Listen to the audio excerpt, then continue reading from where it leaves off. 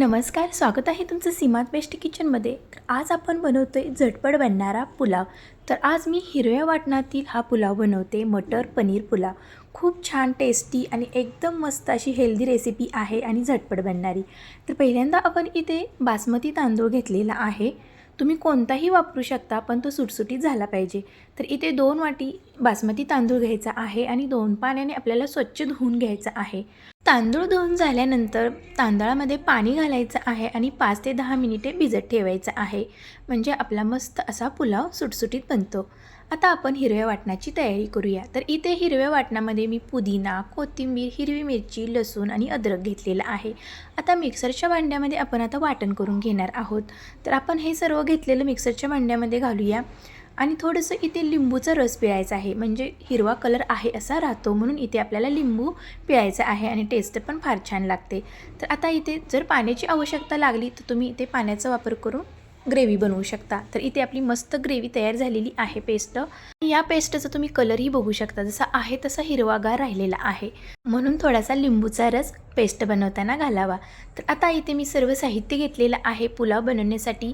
तर खूप कमी साहित्य लागणार आहे, आपल्याला जास्त काही साहित्य लागणार नाही। ते हिरवे वाटाणे, बासमती तांदूळ भिजत ठेवलेला घेतलेला आहे आणि नंतर इकडे आपण पेस्ट केलेली आहे, कांदा घेतलेला आहे आणि खडे मसाले थोडेसे आणि पनीर घेतलेले आहे आणि तूपही इथे घेतलेलं आहे। तुपाची फोडणी आपण इथे देणार आहोत। तर आता मी ते कुकरमध्ये बनवणार आहे, झटपट अगदी बनतो। तूप घालायचं आहे, तेल घालायचं आहे आणि इथे आपण आता जिरे घातलेले आहेत, तेजपत्ता आणि इथे फक्त दालचिनी घालायची आहे, बाकीचे खडे मसाले घालायचे नाहीत। आणि कांदा इथे उभा स्लाइस करून घेतलेला आहे, तो आता भाजूया। कांदा थोडासा परतला की इथे आपण हिरवे वाटाणे घालायचे आहेत। हिरवे वाटाणे छान आपल्याला परतून घ्यायचे आहेत।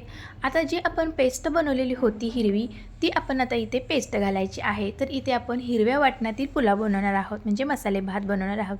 तर मस्त अशी ही पेस्ट आपली भाजायची आहे, चरचर आपली, म्हणजे कच्चा पण जाईपर्यंत। आणि इथे आपण पनीर घालणार आहोत। पनीरचे छोटे छोटे क्यूब्स करून घेतलेले आहेत। आता आपण पनीर या मसाल्यासोबत परतून घेऊया। खूप काही साहित्य लागत नाही, थोड्या साहित्यामध्ये आपला हा पुलाव झटपट बनणार आहे।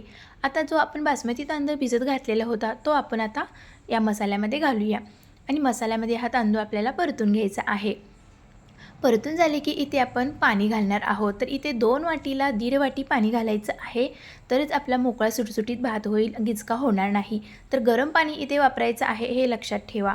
आता इथे चवीनुसार मीठ घालायचं आहे आणि मीठ घातल्यानंतर पुन्हा एकदा आपण मिक्स करून घेऊया आणि आता आपण कुकरचं झाकण लावूया आणि 2 ते 3 शिट्ट्यामध्ये आपला हा पुलाव मस्त मोकळा सुटसुटीत शिजणार आहे। तर आता बघूया आपला हा भात शिजलेला आहे का, पुलाव शिजलेला आहे का। तर बघू शकता किती मस्त सुटसुटीत तयार झालेला आहे आपला हा पुलाव। हिरव्या वाटणातील मस्त असा मटर पनीर पुलाव किती सुटसुटीत झालेला आहे बघू शकता।